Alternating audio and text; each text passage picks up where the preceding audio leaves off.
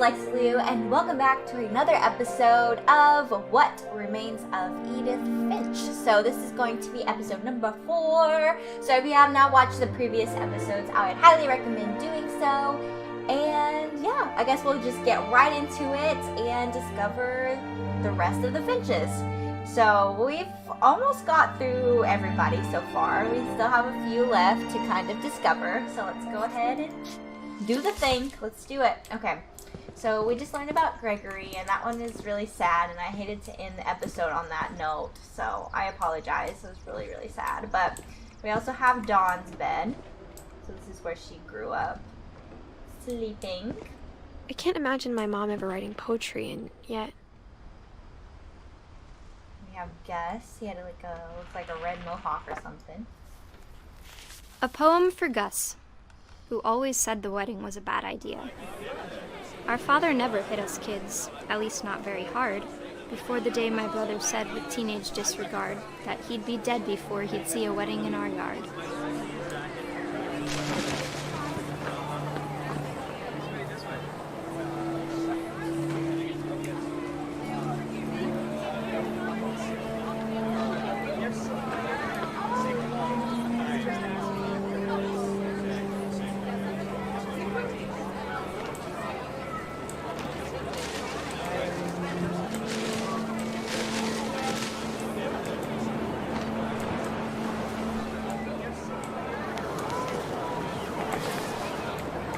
My father made him come, of course, but Gus stood far apart, just flew his kite and bottled up the storm inside his heart. Okay, so maybe there was a second one. It's hard to control. I tried to talk him out of it, but though he'd never met her, "We don't need a stepmom," were the words that I remember. When the time for photos came, Dad ordered him to come here. But Gus declined, and as a sign held up his middle finger. Oh, man. Okay. Alright. That is not respectful, young man. This is just like, woo! The wind picked up, and panicked geese appeared and quickly went. But all the humans did that day was go inside the tent.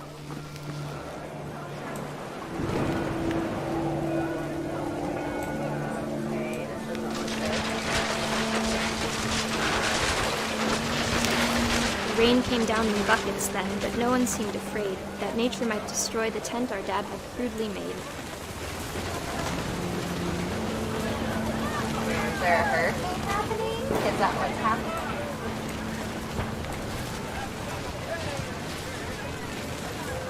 Oh, man. This is intense. Gotta find the letters. Here they are. Get all those the rest of the The thunder sounded much too close and full of angry power, but all my father said to this was, "Make the music louder."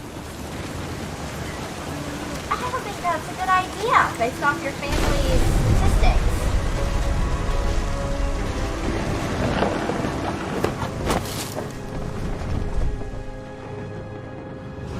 I wish that I could truly say I thought about you on that day. Out there on the beach alone, just you, the wind, the sea, and foam. But I didn't, until we found you.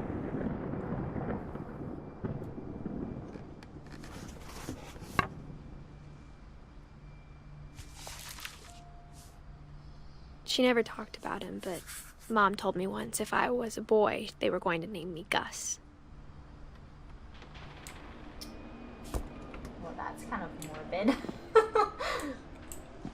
Like, we low-key forgot about you. So sorry. Bye. What? Wouldn't you hate to have to sleep directly beside your two brothers? So close in this huge house where there's 1,000,002 rooms. Raise flag. Breakfast at 8. Quiet times at 11. Duty: sweep, trash, mow, yard, mop, be a baby. Good job, Greg. Rope. Okay. Did you make him do this stuff? My mom moved up to the loft after her brothers died. At the time, it was as far away as she could get.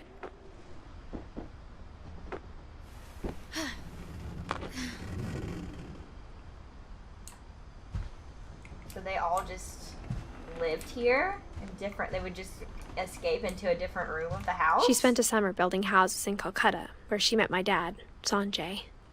Okay, so her dad is Sanjay. Okay.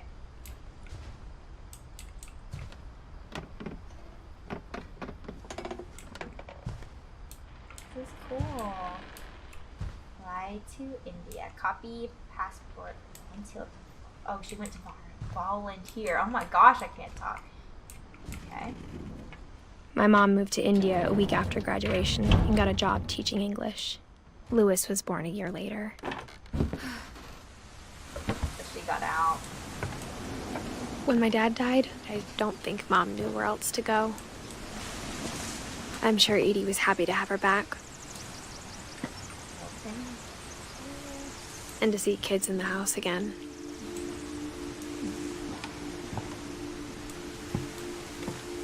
The house had to get a little bigger, but Edie was used to that. Oh, they added on these random little pieces, I guess. And for a while, things were good. Almost normal. Guess they were homeschooled or something. Edith Lewis Milton.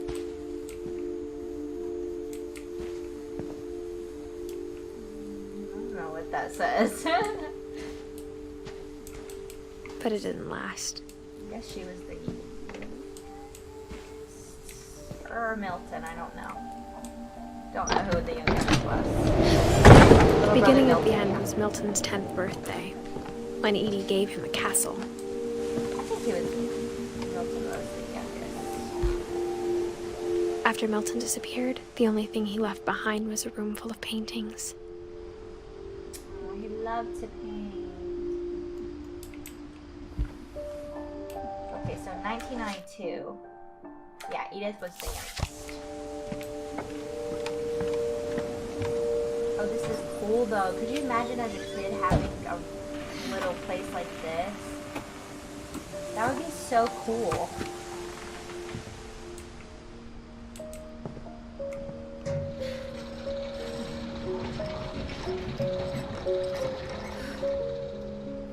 Oh, how sweet.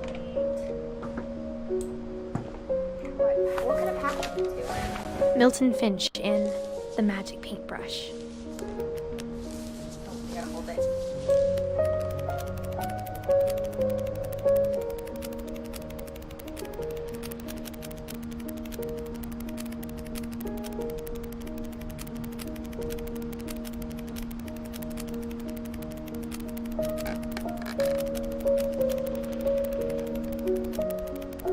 This is the longest and the biggest flip book I've ever seen. How cool is that though?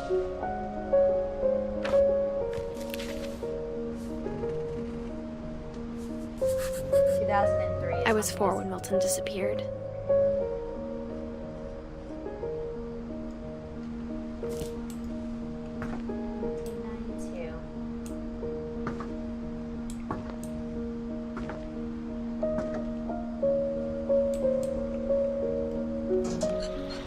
Mom spent months searching for my brother. Then she sealed the doors. Months. Like, you should search for a little longer than a couple of months, right? I think Edie was happy to finally have another painter in the family.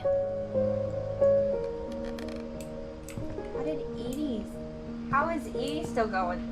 How was she going strong for so long compared to everybody else, though? Is it because whatever Milton had found in the house, Mom didn't want it getting out.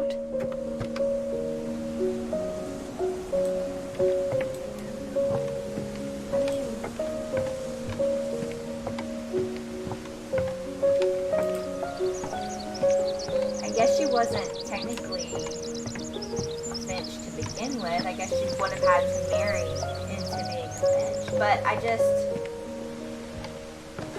don't understand everything still.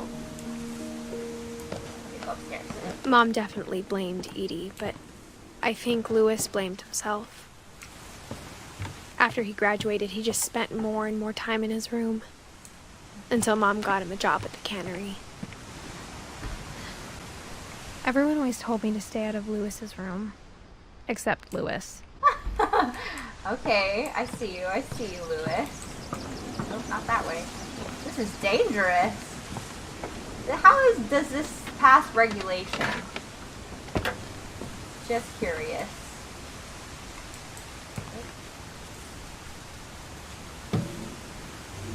Where's her room at?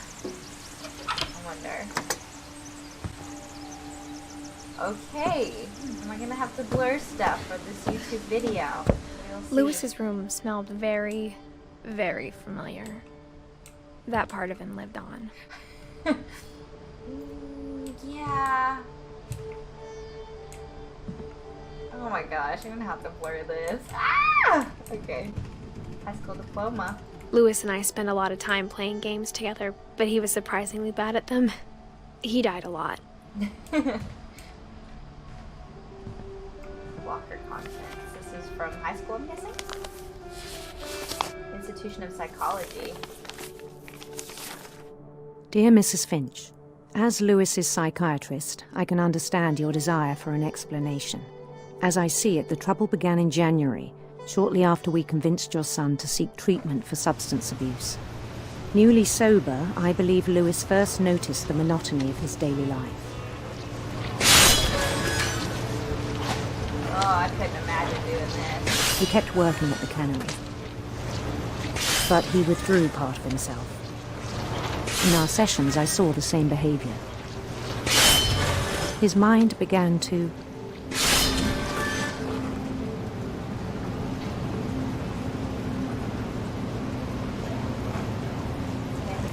wander. Oh.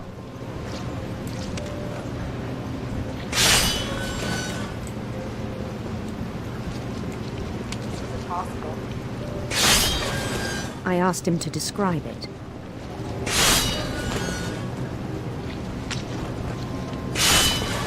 He said he started small,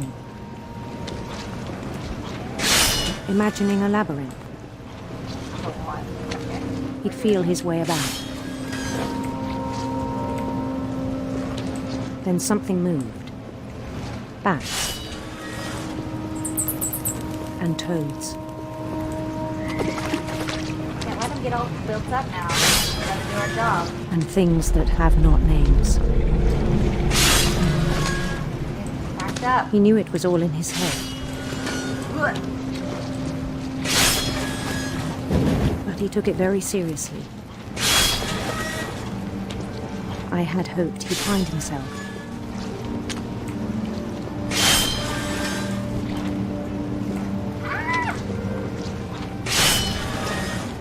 But he found something more. Okay. Got it. I worried about him then. Daydreaming at the cannery, Yeah, because we're literally next to a knife. I spoke with his boss. But he said Lewis had become a model employee. Oh, okay. Methodical, tireless, focused. Let's focus on other things. I think Like a whole new Lewis. Oh, really? So I let him go on.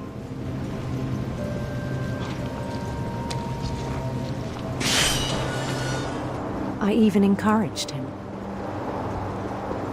It seemed very promising at first. He told me he'd made a new friend.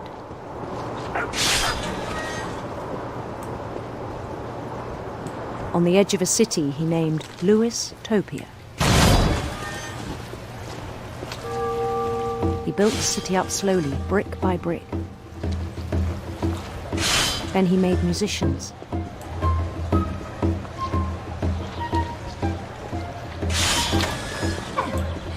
Yeet! Oh, yeah! Oh, okay. And Oh, songs for yeah. them to play. Okay, okay. Having a party up in He talked Lewis about starting a band. Starting a band. And he was always humming something. If Every day his imagination grew stronger. Fish. He no longer spoke at the cannery. But his chopping was as reliable as ever. Then one day it struck him that all the cheering crowds, even the stones under his feet, were all in his imagination. So he could do whatever he wished.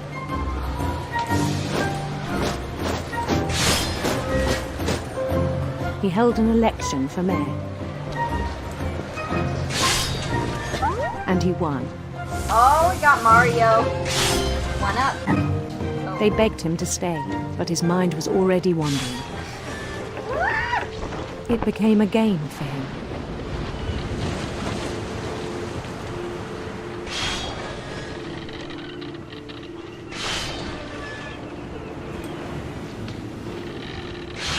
I can't sail by. He'd conquer a city, then immediately push on.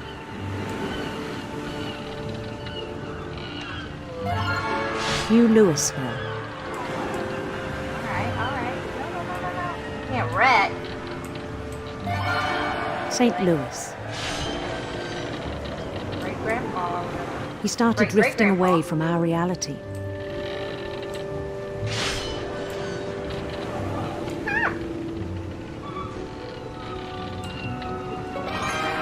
Slowly Minneapolis. getting bigger and bigger. Until one day he forgot to go home from the cannery. Minneapolis. Creative. Even as his mother pleaded with him, part of Lewis kept sailing on.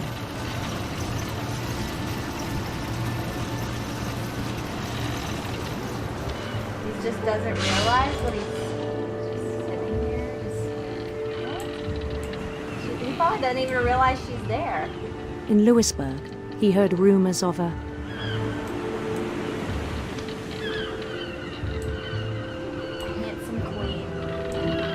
handsome queen.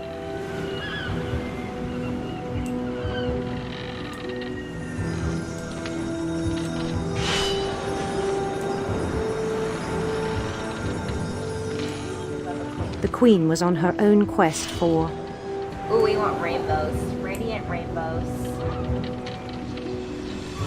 I wonder if radiant there's a rainbows. Still so hard to maneuver. I'm not very coordinated. I think we succeeded on the radiant rainbows. He followed the sound of her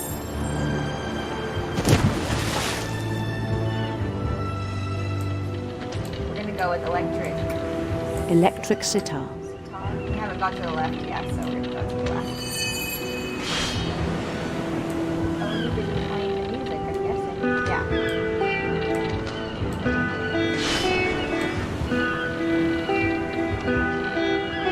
His chase led him to a golden palace east of the sun and west of the moon. The sun is west of the moon. Even then, his logic remained sound. Literally can't see anything anymore. He knew the world was all in his imagination. He's got some mad imagination. But he was so proud of having created it.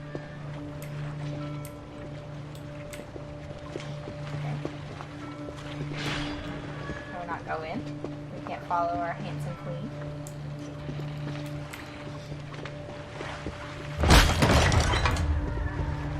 Oh, you had to cut another fish's head off. It's fine. In his own eyes, he'd become something greater than a king. Conqueror.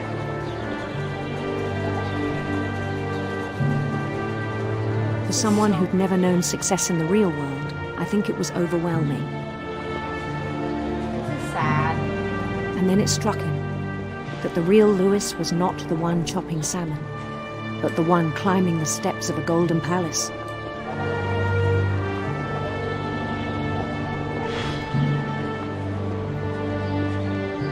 My imagination is as real as my body, he told me. It was hard to argue with him.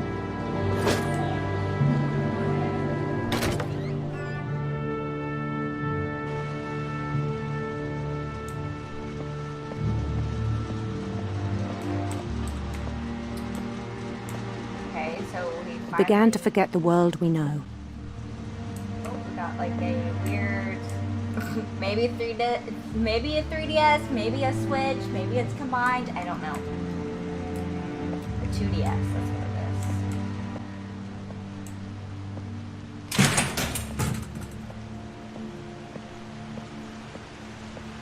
It just kind of has the outline. I think it of pained the him to palace. remember Lewis, Oh. the cannery worker.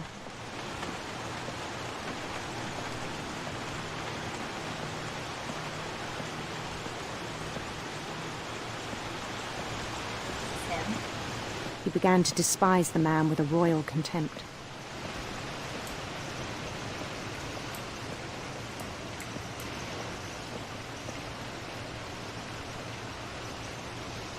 He's not doing anything.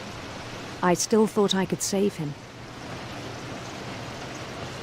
Even after he said he was being crowned king over all the lands of wonder. The palace would be packed with his companions.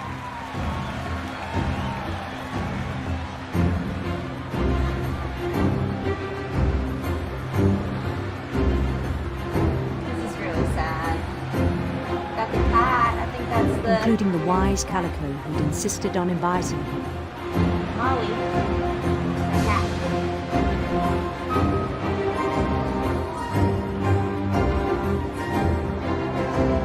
Looks like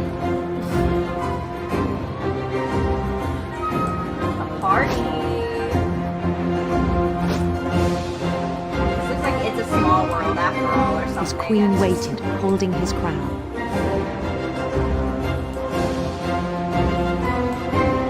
Ah, yes, my handsome queen. There was only one thing left to do.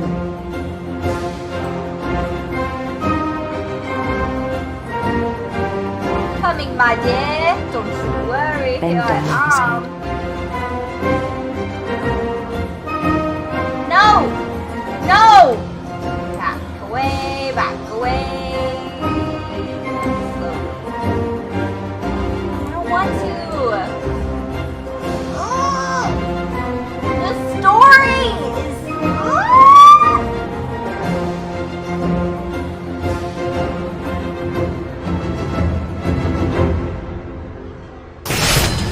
And the rest I think you know.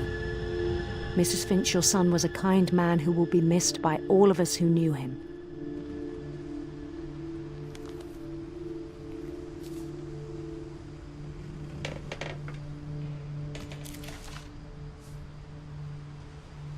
My brother was really cool. I wish you could have met him. Mental illness is so important to be recognized. And remember that. On the way back from Lewis's funeral, my mom told me to start packing. She waited until the day before we left to tell Edie. I'm not sure if she wanted to make it easier or harder. Oh, this is her room. I wish we'd stayed. What is that? Oh, the packing in that space, I guess. All the missing flyers. But I understand why we left. Oh yeah, I understand too. She had her own like fridge and everything, but I'd be horrified to be living up here. My mom ended up leaving everything behind. She didn't even get to take her pictures. Portraits, publishing. To teach and to learn. 7 ways to create a fulfilling classroom. By Dawn Finch. What happened that night had been coming for a long time. Maybe it should have come sooner. This is so cool.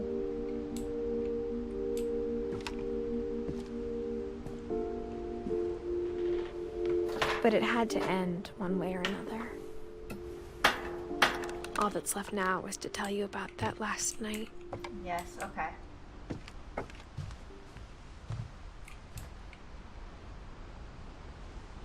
And we'll be doing that in the next episode. So if you guys did enjoy this episode of What Remains of Edith Finch, make sure you leave a like and subscribe to my channel if you're not already. And yeah, this game is touching on some very serious topics, so I apologize if it kind of hits home for you or is upsetting. I apologize, but prefacing what we just witnessed, I just want to say that mental illness is something that is very important, and everybody goes through something tragic so differently, and we just need to make sure that the ones around us and our loved ones are taken into consideration. So that's all I will say. And yes, I will leave it like that, and I'll see you guys in the next episode. Bye!